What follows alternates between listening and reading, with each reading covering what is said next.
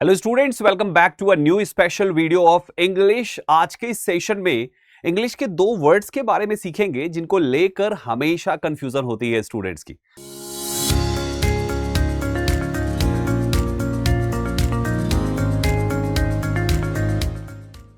अब ये जो दो वर्ड्स आपको दिख रहे हैं यहां पे दोस्तों, ये है आपके एवरीडे और एवरीडे। दोनों ही एवरीडे लिखा हुआ है, लेकिन दोनों में अंतर ये है कि ये आपका एवरीडे दो वर्ड का है, अलग अलग है दोनों, एवरी और डे। और दूसरा वाला एवरीडे एक साथ लिखा हुआ है। इन दोनों में डिफरेंस क्या है? अब जैसे ये कुछ आपके सामने कुछ एग्जांपल्स लिखे हुए हैं, कुछ सेंटेंसेस लिखे हुए हैं।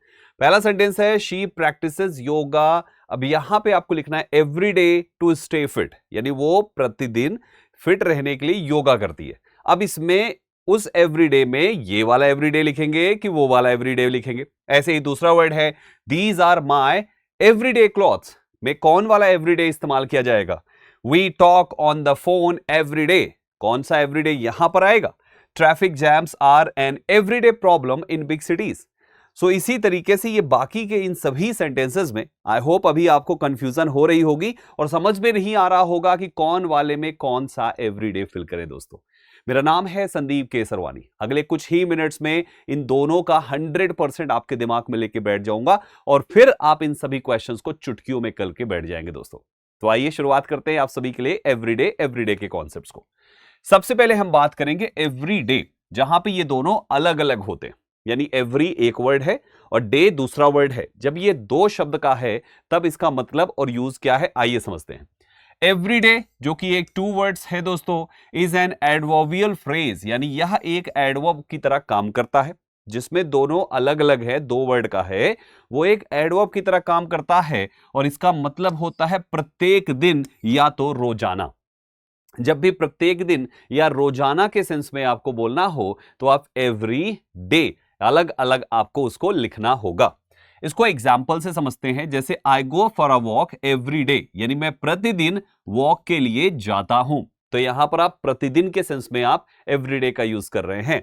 वहीं दूसरा है I have to work every day this week, यानी मुझे प्रत्येक दिन इस हफ्ते काम करना है। और तीसरा वाला शब्द है every day he feels a little better, या he feels a little better every day. तो यहां पर भी एवरी डे अलग अलग लिखा हुआ है।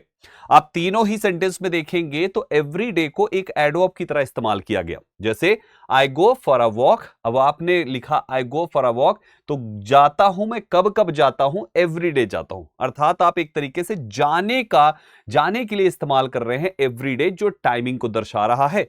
ऐसे ही आई हैव टू वर्क कर रहा है आपको एवरी डे, यानी आप इसके लिए यूज कर रहे हैं। और तीसरे वाले में every day he feels a little better, ये शब्द इस पूरे एंटायर सेंटेंस को क्वालिफाई कर रहा है। तो इन तीनों ही सेंटेंसेस में एवरी डे आपका एक एडवर्ब की तरह यूज किया गया और मतलब यहां पर निकल के आया और रोजाना। अब जब ये दोनों जुड़ जाते हैं तो ये कैसे काम करते हैं?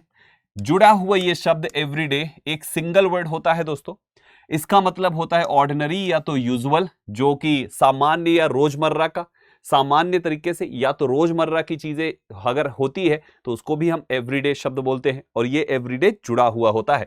जो सबसे इंपॉर्टेंट बात है इसके बारे में वो ये है कि एवरीडे जो एक वर्ड का होता है ये एडजेक्टिव की तरह काम करता है, और एडजेक्टिव का काम होता है किसी नाउन के पहले लगना। अर्थात जब ये जुड़ा हुआ होगा तो आपको इसके नाउन से पहले ये लिखा जाएगा। या तो ये कह सकते हैं कि अगर नाउन के पहले ब्लैंक दिया हुआ है तो आपको वहां पर जुड़ा हुआ लिखना है, अर्थात वन वर्ड एवरीडे लिखना है। अगर नाउन के ठीक पहले ब्लैंक है तो, क्योंकि आपको अच्छे से पता है कि नाउन के पहले आपको एडजेक्टिव लिखना होता है, और दोनों एवरीडे में वो वाला एवरीडे आपका एडजेक्टिव होता है जो सिंगल वर्ड है, जो वन वर्ड एवरीडे होता है।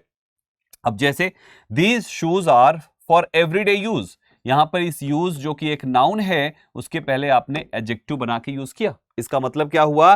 दीज शूज, ये जो जूते हैं, आर फॉर एवरीडे यूज, रोजमर्रा के इस्तेमाल के लिए हैं। इसको शादी में नहीं बल्कि रोज घरों में पहनना है, इधर उधर वॉकिंग जॉगिंग के लिए पहनना है। तो these shoes are for everyday use. वहीं दूसरा देखिए, I shouldn't wear an everyday outfit to the wedding, यानी एवरीडे आउटफिट को शादी में मुझे नहीं पहनना चाहिए। जो मैं रोज पहनता हूं सेम में शादी में नहीं मुझे पहनना चाहिए।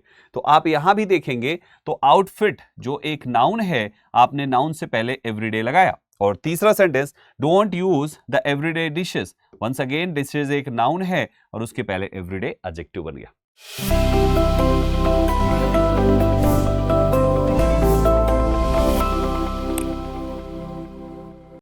तो अभी आप मुझे बताइए, अब तो कोई कंफ्यूजन नहीं होगी ना एवरीडे और एवरीडे के लिए। यानी किसी नाउन के ठीक पहले ब्लैंक आ जाए तो वहां पर वन वर्ड एवरीडे लगा दीजिए, और जब ये वाली पोजीशन ना हो तो टू वर्ड एवरीडे लगा दीजिए, यानी दूसरे वाली फिर पोजीशन एडवर्ब की ही होती है दोस्तों। अब आपके सामने ये जो 6 सेंटेंसेस हमने शुरुआत में दिए थे, क्या आपको अभी भी इन सेंटेंसेस के ब्लैंक्स को फिल करने में कोई दिक्कत होगी? पहले में लिखा हुआ शी प्रैक्टिसेस योगा, और यहां पर आप जो एवरीडे आपको लिखना है, क्या वो किसी नाउन के पहले होगा? नहीं। तो अब आप समझ जाइए यहां पर कौन सा एवरीडे आएगा। दूसरे बारे में नाउन से पहले है, तीसरे वाला भी नाउन से पहले नहीं हो सकता, चौथा वाला भी आपके नाउन से पहले है, पांचवा वाला भी आपका नाउन से पहले है, और छठा वाला भी नाउन से पहले नहीं हो सकता। तो इस तरीके से इन 6 के 6 सेंटेंसेस में कौन कौन सा एवरीडे आएगा, ये चीज आपको हमें कॉमेंट करके बताना है। मैं आप सभी के कमेंट्स चेक करूंगा और देखूंगा कि आपका सेंटेंस नंबर 1, 2, 3, 4, 5 और 6, 6 के 6 सेंटेंसेस में आपने कौन कौन सा एवरीडे लगाया। जिस बच्चे ने 6 के 6 सही किए, मैं उसके कमेंट पर लाइक की बटन दबाऊंगा दोस्तों।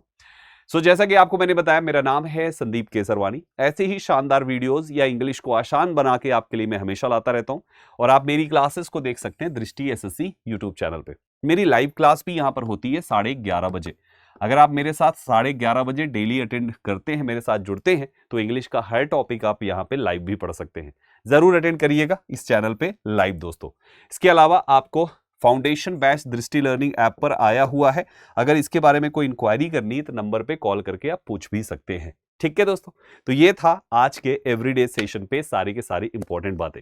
अगर आपकी कंफ्यूजन दूर हो गई है तो कमेंट में जरूर लिखिएगा sir all clear, next video please, इस तरीके से आप जरूर लिखिएगा। ठीक है, मिलते हैं आप सभी से अगली वीडियो में। Thank you very much, all the best, जय हिंद साथियों।